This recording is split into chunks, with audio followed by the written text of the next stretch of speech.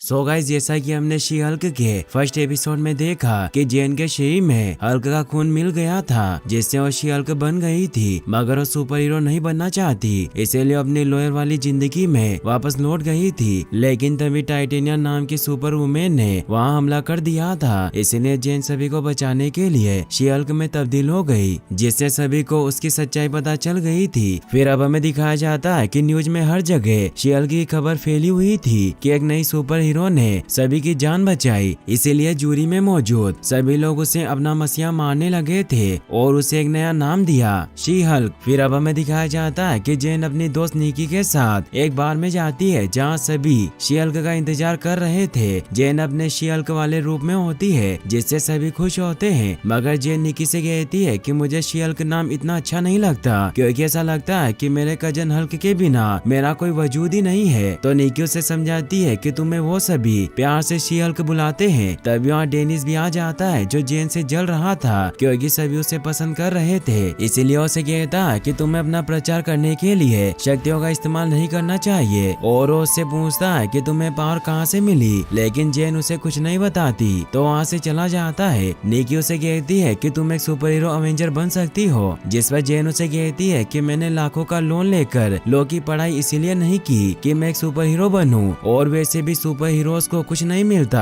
तभी वहाँ उसके बॉस आ जाते हैं, जो जेन को कहते हैं कि मुझे तुमसे बात करनी है, इसीलिए क्या तुम अपने नॉर्मल रूप में आ सकती हो। तो शी हल्क जेन के रूप में आ जाती है, मगर वो टल्ली होने की वजह से नीचे गिर जाती है। बॉस उसे कहते हैं कि हमें केस तो जीत गए, लेकिन जीएल केस ने इसे नाजायज केस घोषित कर दिया, क्योंकि जूरी में बैठे लोगों ने तुम्हारे हक में फैसला किया, क्योंकि तुमने उनकी जान बचाई थी, और अब मैं तुम्हें नहीं संभाल सकता, इसलिए मैं तुम्हें नौकरी से निकाल रहा हूँ। जेन इससे काफी परेशान हो जाती है। वो लॉयर की नई जॉब के लिए बॉस से इंटरव्यू देती है, लेकिन शी हल्क बनने की वजह से उसे कोई भी काम पर नहीं रखता। इससे जेन बहुत दुखी होती है। तभी उसे उसकी मॉम का मैसेज आता है, क्योंकि उन्होंने उसे फैमिली डिनर पर बुलाया था। जेन समझ गई थी कि सभी उसे ताने मारेंगे, इसीलिए वो निकी को भी साथ चलने को कहती है, लेकिन वो डेट पर जा रही थी, इसीलिए वो आने से मना कर देती है। जेन अकेली घर पर आ जाती है, जहाँ मोरिस और एलेन उसे देखकर खुश होते हैं, जो उसके मॉम डैड थे। जहाँ चेट, जो कि जेन का कजन होता है, वो जेन को चिढ़ाने के लिए कहता है कि तुम्हारी नौकरी चली गई। साथ ही वो ये भी बताता है कि उसका प्रमोशन हो गया और अब वो एक मैनेजर है। जेन काफी बुरा फील करती है, क्योंकि उसकी पूरी फैमिली सुपर हीरोज की बात कर रहे थे। जेन के डैड मोरिस उसे बहाने से अपने गैराज में लेकर जाते हैं, जहाँ उससे उसके हालचाल पूछते हैं। तो जेन उन्हें बताती है कि मैं ठीक हूँ, लेकिन मुझे बहुत गुस्सा आ रहा है, क्योंकि शी हल्क होने की वजह से मेरा करियर बर्बाद हो रहा है, जबकि मैंने लोगों की जान बचाई थी। तो मोरिस उसे समझाते हैं कि तुम्हें जिंदगी में आगे बढ़ना होगा। फिर हमें दिखाया जाता है कि जेन बार में बैठकर ड्रिंक पर ड्रिंक ले रही होती है। तब यहाँ जीएल केज के वकील होल्डन होलीवे आ जाते हैं, जो जेन से कहते हैं कि मैं तुम्हें जॉब देना चाहता हूँ, क्योंकि तुमने हमारे खिलाफ केस जीत कर ये साबित कर दिया कि तुम कितनी काबिल हो। तो जेन भी हाँ कर देती है, लेकिन वो एक शर्त रखती है कि मैं अपनी खुद की लीगल असिस्टेंट रखना चाहती हूँ। तो होल्डन भी हाँ कर देते हैं, और उसे मंडे से ऑफिस बुलाते हैं। जेन मंडे को तैयार होकर जेल केज के लिए ऑफिस पहुंच जाती है। जेल केज दरअसल एक लॉ फॉर्म होती है, जिसमें बहुत सारे वकील मिलकर साथ काम करते हैं। होल्डन जेन को देखकर खुश होते हैं, और वो जेन को बताते हैं कि अब सुपर पावर वाले लोग हर जगह दिखने लगे, इसीलिए हमने हाल ही में सुपर ह्यूमन लॉ डिवीजन शुरू किया, और मैं चाहता हूँ कि तुम इसका चेहरा बनो। इसीलिए अब तुम्हें अपने काम के हर वक्त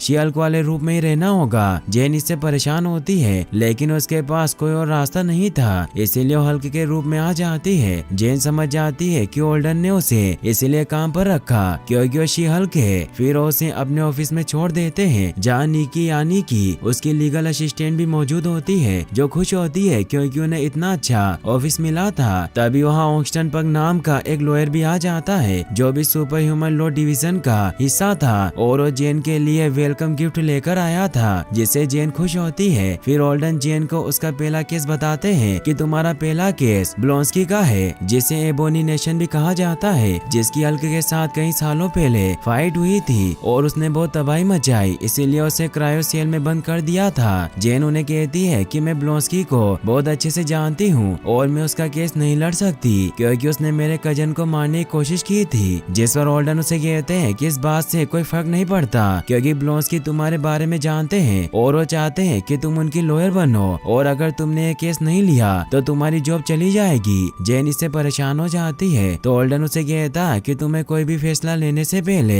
एक बार ब्लोंस्की से मिल लेना चाहिए और उससे मिलने के लिए एक हाई सिक्योरिटी वाली क्रायो जेल में जाती है जहाँ पावर वाले लोग नहीं जा सकते थे, इसीलिए जेन को अपने नॉर्मल रूप में आना पड़ता है। जेन जब ब्लोंस्की के सेल में जाती है तो अपने एबोमिनेशन यानी कि हल्क जैसे रूप में नहीं होता बल्कि वो नॉर्मल था। ब्लोंस्की उसे कहता है कि मैंने अपने आप को शायरी को दिमागी तौर पर पूरी तरह से बदल दिया, इसीलिए अब मैं एबोमिनेशन रूप में नहीं बदलना चाहता और अब सिर्फ मैं एमिल हूँ जो यूएस गवर्नमेंट के लिए काम करता था और अब मुझे तुम्हारी जरूरत है ताकि तुम मेरा केस लड़ो जिससे मैं यहाँ से आजाद हो जाऊँ और अपने दोस्तों के साथ नई जिंदगी की शुरुआत करूँ। तो जेन उसे कहती है कि तुमने एबोमिनेशन में बदलने के बाद बहुत तबाही मचाई थी, वो तुमने क्यों किया? तो ब्लोंस्की उसे कहता है कि गवर्नमेंट ने मेरे अंदर सुपर सीरम को इंजेक्ट कर दिया था जिससे मैं ऐसा बना, इसीलिए तुम मेरा केस लड़ो क्योंकि मैं जिस दुश्मन हल्क को पकड़ने के लिए मिशन पर था वो अभी आजाद घूम रहा है और सभी उसे हीरो मानते हैं जबकि मैं यहाँ कैद हूँ, इसीलिए मुझे इंसाफ चाहिए। तो जेन उसे इस बारे में सोचने के लिए थोड़ा वक्त लेती है। जेन अपने घर पर बैठी हुई काफी परेशान होती है क्योंकि उसे कुछ समझ नहीं आ रहा था, इसीलिए वो ब्रूस को कॉल लगाकर बताती है कि मुझे नई जॉब मिल गई लेकिन मुझे ब्लोंस्की का केस लड़ना है जो बदल गया है और उसे दूसरा मौका चाहिए। तो हल्क उसे कहता है कि मेरी उससे कोई जाति दुश्मनी नहीं और हमारी लड़ाई कई सालों पहले हुई थी और वैसे भी उसने मुझे खत लिखकर सॉरी कहा था, इसीलिए हमने सब कुछ पीछे छोड़ दिया